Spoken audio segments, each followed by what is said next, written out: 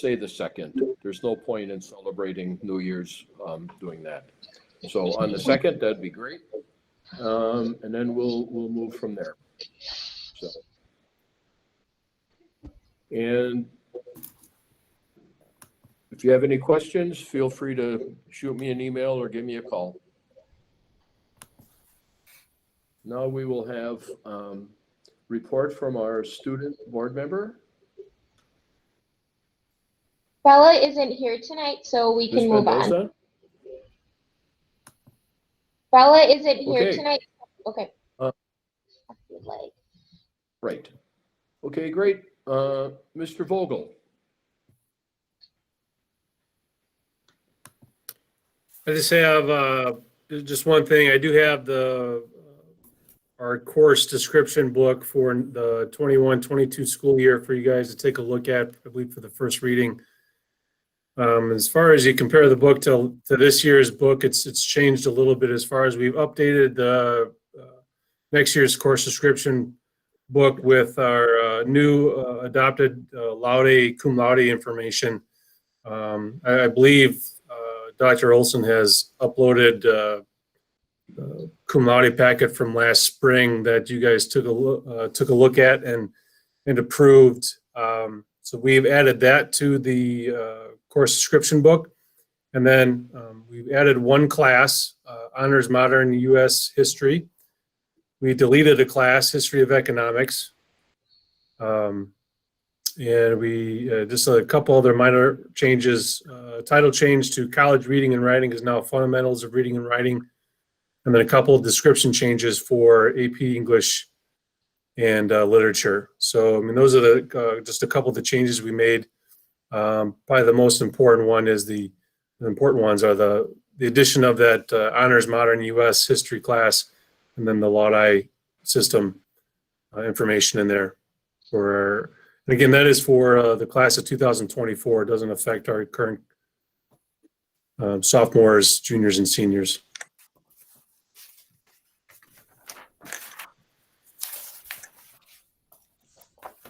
Okay. Do you have any questions on that? For Mr. Vogel?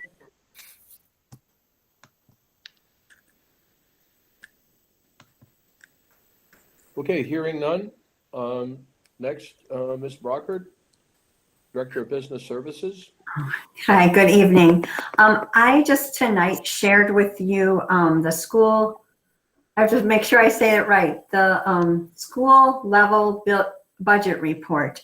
We're in the 3rd year of having to report our budget expenditures and actual expenditures based on per school building. And then the DPI uses this data, and it is out there on their website under the WISE data portal area. But I just wanted you to see it. Just again, it breaks out our expenditures by building,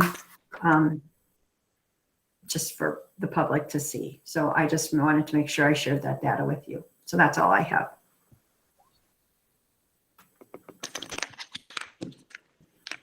Okay. Any questions on that?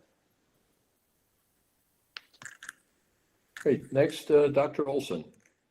All right, just gonna update you on the school safety drills.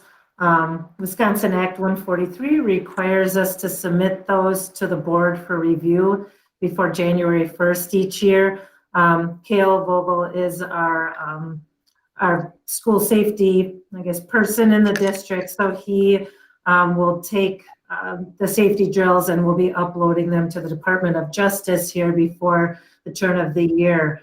It's a little different this year with COVID. Normally we would have a full lockdown, possibly evacuation drills, but due to social distancing and the other precautions put into place because of COVID, we're doing more what they call cognitive drills this year, which means that individual classrooms are actually talking through how they would handle an issue if we had an intruder or some other type of danger in the building. So we're still working through those procedures with the students where you just won't see them actually physically going into a lockdown or doing an ALICE drill of the sort. Moving on to the school perceptions climate survey data. We had 774 participants from the community. 144 of those were staff members.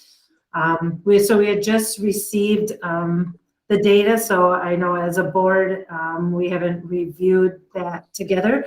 Overall, the initial reports look very strong for the school district as far as our academic programming. There's some good information in there about how we are doing as far as school district and building level communications. And so I'll be really anxious to go through the details of that report with all of you and with the administrators to look for ways that we can continually improve as a district. And as a reminder, one of the reasons we decided to do that was so that we'd have a baseline in the district for when we launch upon our strategic plan this spring, which we'll be doing a little bit later in spring just due to COVID. But this will give us a nice direction as far as where we need to focus our efforts in parts of the strategic plan. Also, I have brought to you for approval some pandemic plan revisions based on some new guidance from the CDC, and then the DHS and then also Jefferson County Health Department also looked at those recommendations as far as shortening the quarantine times. Currently, we were using a 14-day quarantine. That's still what they consider the gold standard for quarantines, due to the fact that even on day 13 or 14, there is a possibility for contracting COVID from a close contact. However, with looking with CDC and DHS looking at the data, it is more rare for a close contact to develop COVID after day 10 of a quarantine. And so they put in 2 additional tiers as far as shortening the quarantine. One was just quarantining for the 10 days, coming back out of the quarantine on day 11, but continuing to monitor your symptoms or any kind of symptoms from day 11 through day 14. One of the other options that was a little more stringent, requires quite a bit more record keeping, and I am not recommending that option due to the record keeping format that goes along with that. But that would be specifically for testing on or after day 6, and then being able to come back on day 8 after providing written proof of a negative test. And that test should be a PCR test, not the rapid test. The rapid test tends to be unreliable unless you have symptoms and then you obtain a positive test. And even with that, they still recommend the more thorough PCR test. With dealing with 1,300 students in the district, we're not recommending that on the student side of things, just because I don't know how Tony would be able to manage ensuring that the test happened after day 6, getting the positive results back after we looked at that. Typically, it takes a couple of days for one to receive their test results anyway. By that time, we're almost already to day 10 at that point. However, we are recommending that use on the staff sides of things, because we do need to be able to bring staff back into the classroom. Also with the day 10 quarantine, just the way that we are quarantining our elementary and middle school cohorts, to have some kids coming back on day 8 and some coming back on day 11, just is not good procedurally for teaching practices. So to be able to allow that cohort to all come back together on day 11, I think will make that a better teaching and instructional scenario. The nice thing is that it does bring students and staff back a little earlier. And as we were analyzing all of our data, we really have not seen the positive cases come from any close contacts after day 10. So I feel fairly confident that that's a good move. Wasn't sure if there's any questions on that portion. Okay, then just a reminder, school board election update. December 28th is our deadline for our incumbents to file their notice of non-candidacy. And January 5th is the deadline for any external candidates to file their nomination papers. That must be in by 5 p.m. on January 5th. And so anybody wishing to run for the school board election should contact Megan Larrabee at the district office for more information. And that is all I have.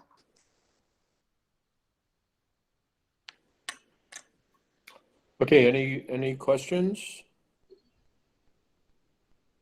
Okay, hearing none, the next item is community input. Dr. Olson, has anyone signed up? No, we have no one signed up. Okay, we'll move on to the consent agenda. The consent agenda this evening includes the approval of our November 9th meeting minutes, approval of the November 9th Finance Committee proceedings, the approval of vouchers and invoices, the approval of the treasurer's report, approval of the personnel report. And so I would entertain a motion for approval of the consent agenda. I move the board approve the consent agenda as presented. Second the motion. May we have moved and seconded? May we please have a roll call vote? Don Delaney, Aye. Amy Litcher, Aye. Andrew Palmer, Aye. David Radel, Aye. Robert D'Imperio, All right. Motion carries. Moving on to action items. The first item is the approval of the revisions to the LCAT pandemic plan. Dr. Olson just described those. I would entertain a motion for approval of those revisions. I move the board approve the revisions to the LCAT pandemic plan as presented.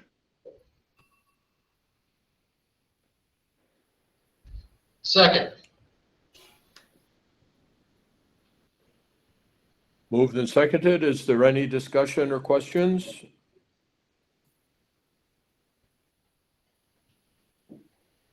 Hearing none, I would ask for a roll call vote, please. Amy Litcher, Aye. Andrew Palmer, Aye. David Radel, Aye. Don Delaney, Aye. Robert D'Imperio, Aye. Motion carries. The next item is the approval of several policy modifications. Attendance policy 5200, use of social media policy 7544, and personal protective equipment during epidemic events policy 8450.01. These were presented at our November meeting. This is the second reading of those policy modifications or additions. And so I would ask for a motion, please. I move the board approve attendance policy 5200, use of social media policy 7544, and personal protective equipment during epidemic events policy 8450.01. Second.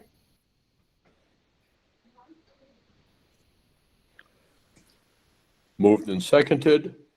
Questions or comments?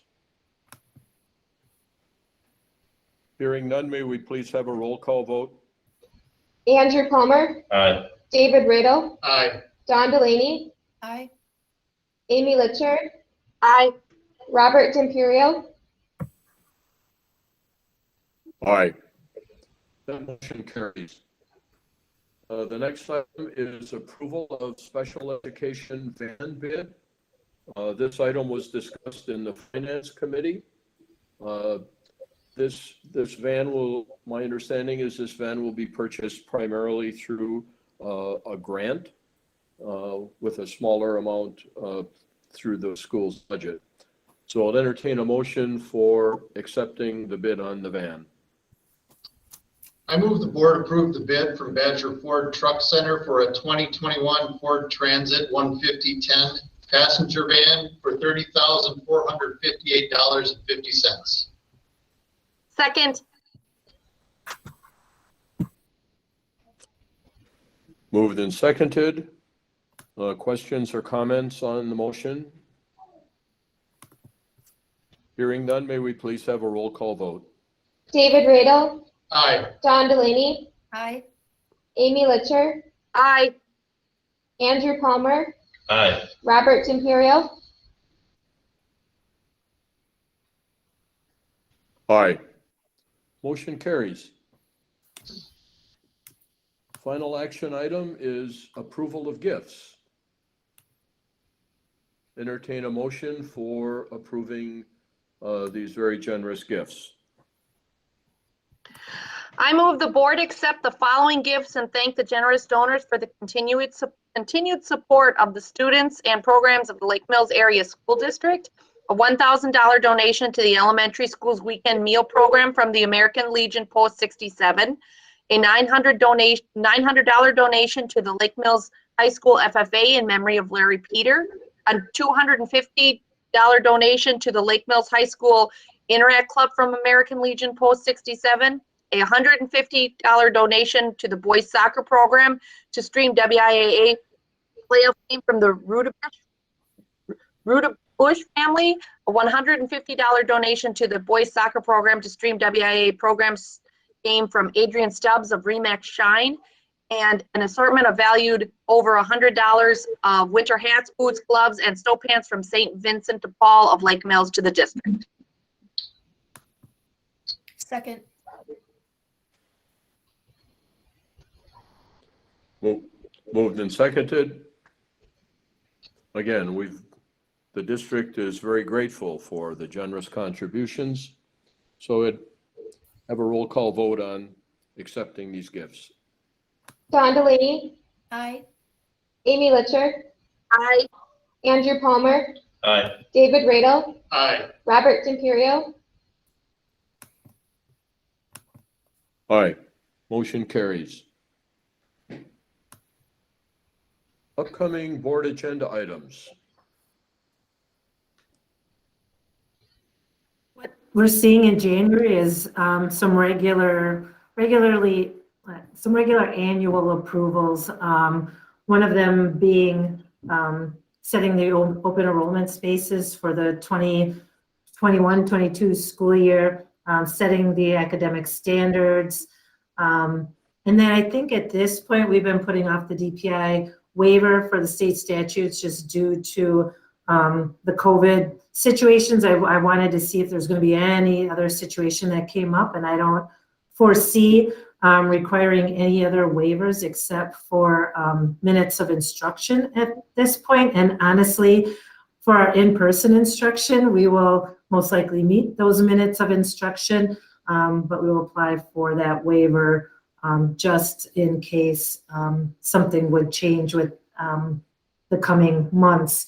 Also, I have met with our focus committee in the school district and met with the administrators, and I'm ready to bring to you the 2021-2022 school calendar for approval.